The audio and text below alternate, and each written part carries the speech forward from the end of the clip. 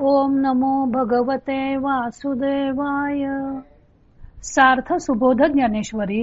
लेखन आणि वाचन सौ मनीषा भास्कर अभ्यंकर, महाराष्ट्र, मिरज 416410. अध्याय 4. कर्म ब्रह्मार्पण योग. गुरूंची आवश्यकता.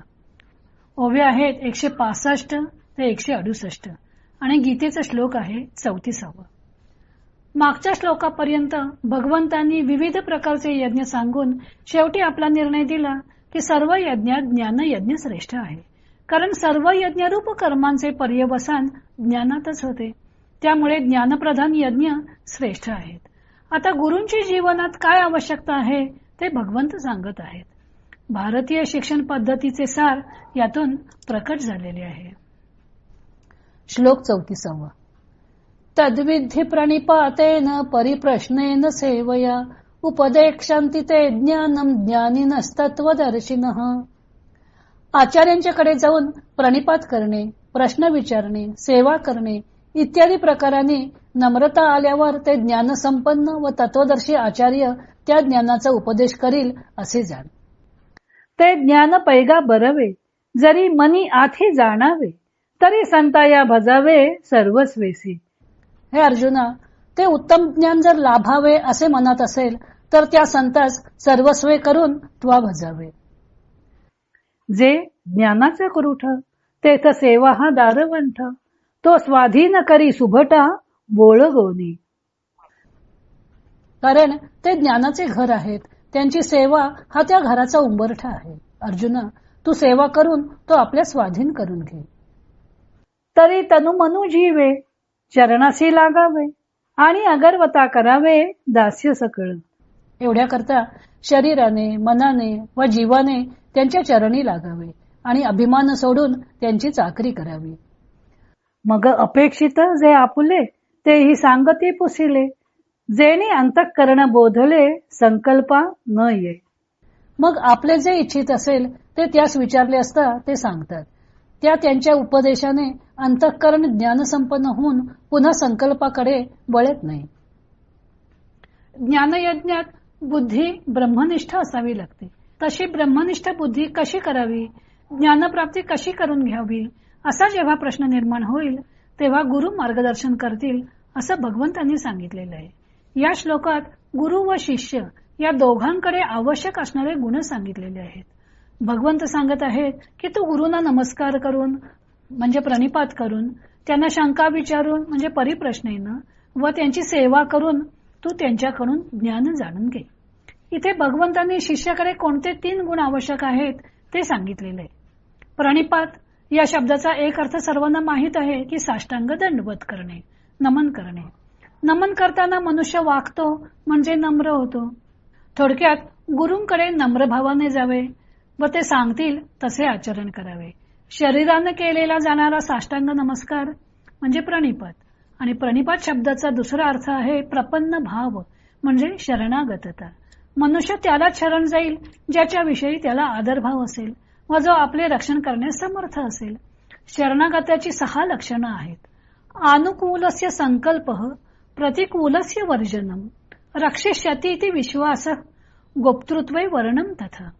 आत्मनिक्षेप कार्पण्ये षड्विधा शरणागती. गुरूंच्या अनुकूल राहण्याचा संकल्प, साधनेच्या प्रतिकूल असणाऱ्या सर्व विषयांचा त्याग, गुरु आपले रक्षण करतील हा विश्वास, गुरु आपले रक्षण करता आहेत असा भाव, अहंकाराचे समर्पण आणि व्याकुळता ही 6 लक्षणं शरणागताकडे हवीत. शिष्याकडे आवश्यक असणारा दुसरा गुण आहे परिप्रश्न म्हणजे शंका विचारणे.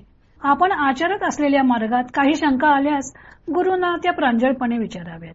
शिष्याच्या शंका ऐकून गुरुला सुद्धा शिष्य कोणत्या स्तरावर आहे ते कळून येतं. गुणाकार किंवा भागाकार का करायचा आहे हेच जर शिष्याला कळलेलं नसेल तर पुढची गणितातील सूत्रे तो कसे काय समजावून घेईल. पाया पक्का असेल तर पुढची इमारत नीट पक्की बांधता येईल. तिला मग वादळ वाऱ्यापासून धोका राहत नाही. तेव्हा शिष्याने गुरुंना आपल्या शंका विचारून आपले अज्ञान दूर करावे. शिष्याकडे आवश्यक असणारा तिसरा गुण म्हणजे सेवा. गुरूंची सेवा याचा अर्थ सामान्यपणे गुरूंची पूजा, त्यांना फळे फुले मिष्टान्न अर्पण करणे असा घेतला जातो. वास्तविक गुरूंनी केलेला उपदेश आपल्या आचरणात आणणे, न थकता न कंटाळता स्वाध्याय करणे ही खरी गुरूंची सेवा आहे. या 3 गोष्टी शिष्याकडे आवश्यक आहेत. मग शिष्याची तळमळ पाहून गुरु त्याला उपदेश देतील. पुढच्या चरणात गुरु कसे असावेत ते 2 विशेषणाने भगवंतांनी सांगितलेलं आहे. एक ज्ञानीनः, दुसरे तत्वदर्शीनः. ज्ञानीनः म्हणजे गुरु ज्ञानी हवेत, जो विषय शिकवणार असतील त्यात ते निष्णात हवेत. त्यांनाच जर समजलेले नसेल तर ते शिष्याला काय शिकवणार. ही गोष्ट लौकिकातही खरी आहे. तसेच अध्यात्मशास्त्र शिकवणारे गुरु त्यात तरबेज असतील तरच ते शिष्याला योग्य पथावर नेऊ शकतील.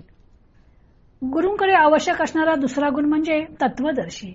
तत्वदर्शी म्हणजे तत्वाचा अनुभव घेतलेले. लौकिकात सुद्धा सायन्सचे विद्यार्थी प्रॅक्टिकल करतात. जे शास्त्र वर्गात शिकतात त्याचा प्रत्यक्ष प्रयोगाने अनुभव घेतात. हवेला खालून दाब आहे असे नुसते वर्गात शिकून उपयोग नाही. ती गोष्ट प्रयोगाने सिद्ध करता आली पाहिजे. हे जसे व्यवहारात तसेच ही गोष्ट अध्यात्मात सुद्धा तितकीच आवश्यक आहे. नाहीतर नुसते गुरुपद भूषवून मेवा मिठाई खाणारे आणि नंतर गजा आड जाणारे खूप गुरु आपल्याला टीव्हीवर दिसतात. गुरु नुसते ज्ञानी नाहीत तर तत्वदर्शी सुद्धा हवेत. नुसत्या पुस्तकी ज्ञानाने प्रकांड पंडित बनता येईल, पण त्या ज्ञानाचा अनुभव गुरुना असला पाहिजे. निष्णात गुरु आणि जिज्ञासू व अभ्यासू शिष्य यांची गाठ पडणे म्हणजे मणिकांचन संयोगच आहे. ज्ञानदेवांनीही सांगितले आहे की ते ज्ञान प्राप्त करून घेण्यासाठी सर्वस्वी संतांना बजावे. ते केवळ लौकिक ज्ञान नसून अनुभवगम्य ज्ञान आहे. त्याचा उपदेशक ज्ञानी व तत्वदर्शी हवा. या दोन्ही गुणांनी युक्त पुरुषाला ज्ञानदेवांनी संत ही उपाधी दिलेली आहे. तसेच भज हे क्रियापद वापरलेले आहे.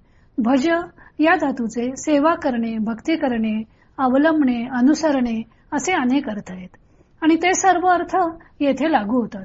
संतांना भजायचे म्हणजे संतांची सेवा करायची, त्यांच्यावर प्रेम करायचे, कारण त्याशिवाय भक्ती शक्य नाही, आणि त्यांनी सांगितलेल्या मार्गाचे अनुसरण करायचे. हे भजने कसे हवे तर सर्वस्वेसी. सर्वस्वेसी या पदातून अनन्यता व्यक्त होते. ज्ञानदेव कल्पना करतात की संत हे ज्ञानाचे घर आहेत व त्या घरात शिरण्याकरता सेवा हा उंबरठा आहे. तो उंबरठा स्वाधीन करून घ्यायचा. गुरूंचे सकळ दास्य करावे. तेही कसे तर तनु मनु जीवे. तन मन व प्राण यांनी त्यांची सेवा करायची आहे. अहंकार सोडून त्यांना शरण जायचं आहे.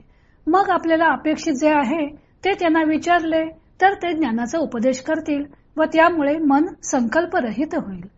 लौकिकात गुरूंनी ज्ञानाचा उपदेश केला की मन निशंक होते. एक शंका उद्भवली की गुरूंच्या उपदेशाने ती शमते, पण नवीन शंका उपस्थित होऊ शकते. अध्यात्म क्षेत्रात गुरूंनी उपदेश केला तर मन नक्की संकल्परहित होईल. संकल्प करणे हा मनाचा धर्म आहे. अध्यात्मात मनच न मन करायचं आहे. मनाची धाव बंद करायची तर मन संकल्परहित झाले पाहिजे. या ओवीत ज्ञानदेवाने लौकिक शिक्षण व आध्यात्मिक शिक्षण यातला फरक संकल्पा न ये या शब्दातून स्पष्ट केलेला आहे. पुढे या शिक्षणाचा आणि ज्ञानप्राप्तीचा काय परिणाम होईल ते भगवंत सांगणार आहेत. तो भाग आपण उद्या पाहू.